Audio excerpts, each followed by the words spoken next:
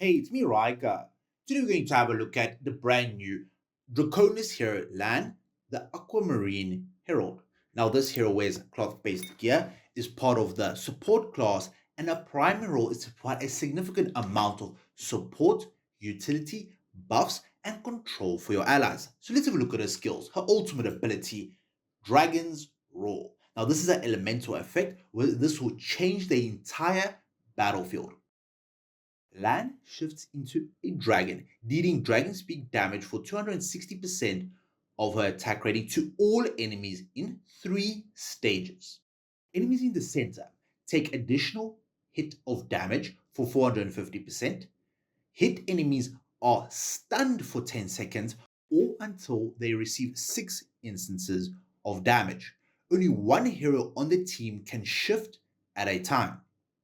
The level 2. Enemies hit cannot recover energy or receive healing for 10 seconds or until they receive 6 instances of damage. So this can be from your allies or from their ultimate abilities or skills. The level 3 upgrade, when it is activated, land triggers Tempestuous Harmony element for 8 seconds. During this time, the first 3 control effects applied to each allied hero are immediately removed. So essentially, this allows your allies to become immune to control effects whenever an enemy does damage or applies a control effect to them. Now, this is extremely powerful as this can happen over a duration of time, and this can trigger multiple times in quick succession. So let's have a look at the next ability over here, Dense Mist. Land paints a swath of auspicious clouds. During this time, each allied hero nullifies the first few instances of damage. So this is for 5 seconds, and there's 3 instances of damage where your ally becomes immune to that. So this can be from skills or ultimates, with each not exceeding 600% of land's attack rating. Reusing this skill refreshes the cloud's duration and resets the damage immunity count. So if Lan is able to continuously use her ultimate ability throughout the duration of battle, your allies will most likely become immune to a significant portion of the incoming damage. Level 2. During the cloud's duration, allied heroes gain a bonus equivalent to 35% of land's attack rating and 35% of her defense rating. The level 3, during the cloud's duration, each allied hero's immunity count against damage is increased from 3 to 4 stacks. And the level 4, during the cloud's duration, allied heroes gain 30 points of crit rating. So this is 30% of extra crit rating on top of what they currently have. So let's have a look at the next ability over here. Rain Bowl. Lan wields her brush, summoning auspicious rain to fall within allied half of the battlefield. This rain restores health to nearby allied heroes up to a certain percentage of her attack rating, while dispelling most debuff. This skill requires that allied heroes are sheltered under auspicious clouds. So this is her normal attack over here. So this is essentially a conditional based effect. And we can see over here that it can restore up to 30% max health to allied heroes.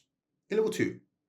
If an allied hero's debuff or limitation effect is dispelled, so that is that immunity to control or immunity to damage effects, they inflict additional damage on the enemy who applied that effect. Each dispelled debuff or limitation effect deals damage for 200% of land's attack rating. So this is essentially an extra bit of reflect damage that your allies will deal to the enemy heroes. This effect can be stacked 3 times. Level 3, additional damage reflected is increased from 200 to 300% of her attack rating, and the 30 engravings.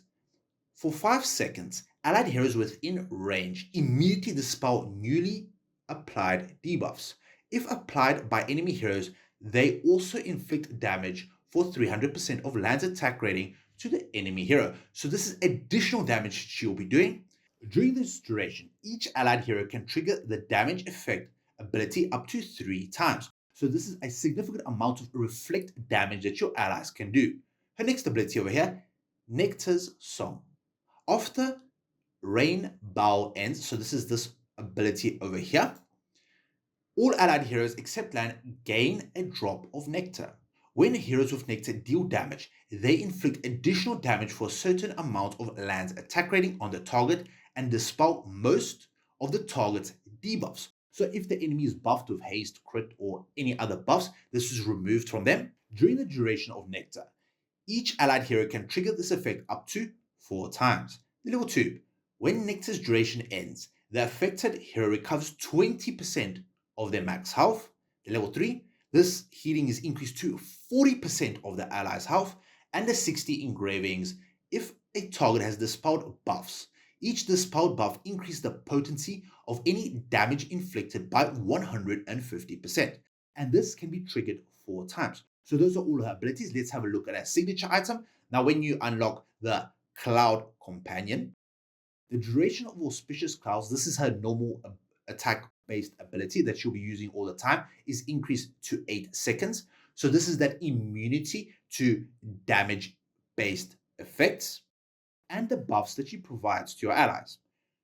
The level 10 upgrade, during the cloud's duration, allied heroes gain an attribute boost equivalent to 60% of land's attack and defense rating. The level 20, during the cloud's duration, each allied hero's immunity count against damage from skills is increased to 6 times. So this is from 4 to 6. And the 30 unlock, the skill Rain Bow now heals all allied heroes on the battlefield, and the 40 signature item unlock. At the start of battle, auspicious clouds appear immediately in the allied half of the battlefield. So this allows your allies to become immune to damage and gain that bonus attack and defense rating. So that is a signature item. Let's have a look at our furniture. Now, when you unlock the Sweet Echoes 3 out of 3 furniture unlock, during the duration of Nectar, so this is that little extra healing.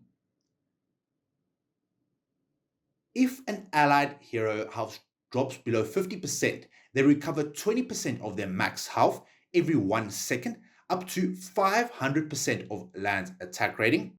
When you unlock the 9 out of 9, during the duration of Nectar, if an allied hero's health is above 50%, their damage is increased by 75%. So there's an extra buff that Lan will provide for your allied heroes. So let's have a look at how she does in battle. So we're going to have a look at how she does against the wooden trainee dummy over here. Now, as soon as she starts battle, she immediately summons this little nectar around your allied heroes. Now, this will heal them after the duration ends. As we can see, we have the auspicious cloud, which appears in the allied half of the battlefield. This provides them additional attack and defense buffs for your allies. This also provides them extra bit of utility as well. As we can see, she is a ranged hero, so she'll stand in the backline and she'll constantly hit enemies. Now, she'll alternate between the healing and the buffing based effects. So let's have a look at her ultimate based ability. Now, she'll go up into the sky, summon her dragon form, and she'll do a significant amount of damage to the enemy heroes over here. As we can see, as soon as she gets into her dragon form, she'll immediately do her dragon's breath, heal her allies, buff them as well, and provide a significant amount of utility to her teammates. So let's have a look at how she does at a much higher level deficit. Now, from this particular team over here, we can see that she did a tremendous amount of healing. Now, because of her other buffs, she's also able to tank a bit of hits because of the damage negating buffs that she provides for herself and for her teammates as well. Now, she is extremely versatile as she can provide both damage, healing, and a significant amount of tanking because she can be placed on the front line. Now, her buffs, as we can see, are screen wide, meaning that even if your allies move into the enemy half, they'll still gain a significant portion of the attack defense rating buff and the healing buff as well. As we can see, she's providing a tremendous amount of healing for your allies. There we go. And we can see that Awaken Antandra and Brutus over here also have the extra buffs, allowing them to deal a tremendous amount of damage. So what is the minimum investment that I would recommend into this allied hero? Now, I would highly recommend getting her at least to 30 signature items, as this provides a significant amount of extra utility, such as increasing the duration of the buffs. So this is the attack and defense rating, increasing the duration of the damage negating effects. Will be tremendously powerful, especially in PvP or bosses that have a lot of burst damage, making your teammates immune to that damage for a short period of time. In addition, she also is able to provide a decent amount of healing through the skill Rain Bow. So that is her 30 signature item. Now, the other item I would highly recommend is getting her 9 out of 9 furniture. The reason for this is if your allies are above 50% health, their damage is increased by 75%. This is bonus damage that is applied to all of your allies, including the buffs that she provides to them as well. Now, she will need a decent amount of investment in order to provide her extra stat-based utility for your teammates, as the stats that she provides for your teammates are based on the amount of attack and defense rating that she possesses. Now, I would also recommend getting a 30 engravings, as this provides your teammates with additional utility, allowing them to deal more damage to their enemy targets. Now, I would not recommend necessarily getting her 60 engravings, as this only improves the amount of stats that she can provide for her teammates, and she'll do extremely well at 30 SI, 9 furniture, and 30 engravings.